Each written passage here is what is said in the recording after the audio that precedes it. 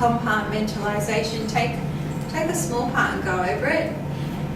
Don't go to a student, okay, we're going to go from the beginning to the end, hands together, and do that for 5 weeks. And you wonder, why are we on the same song? Why have we plateaued?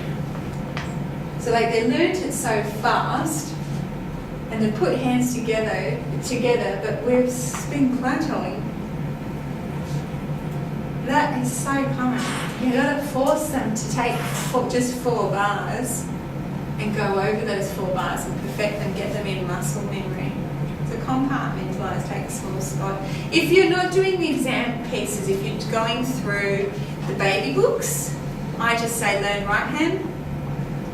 Put some boxes at the end of the right hand in pencil, and they tick it off every time they do it, usually 4 to 10. And then do the left hand, put boxes at the end of the bass clef at the end of the song, and they tick it. And yeah, and then hands together, putting hands together. Here we go. The best way to put hands together is to say to the child, okay, you've done right hand. You've done it well. You've done left hand. You've done it well.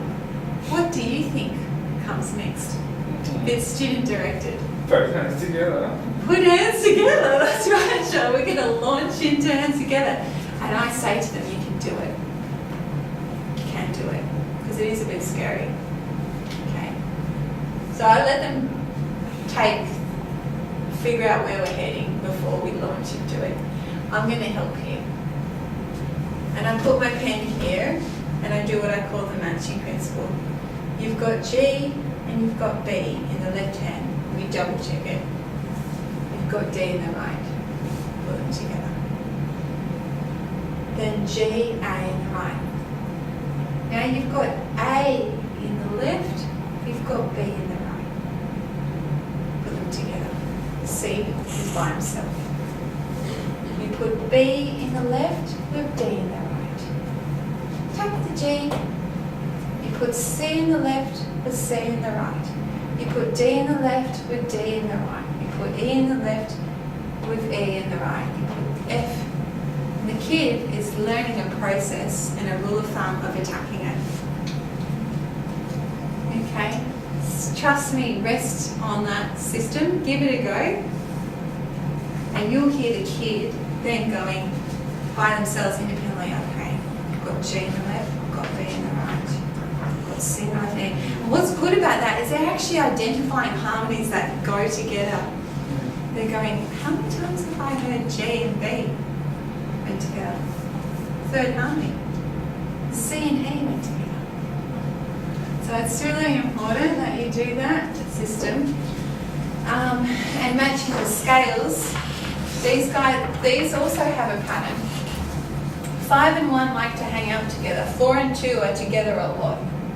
3 and 3, they're obsessed with each other. They're always together. That's what I tell the kids. 3 and 3, best buddies.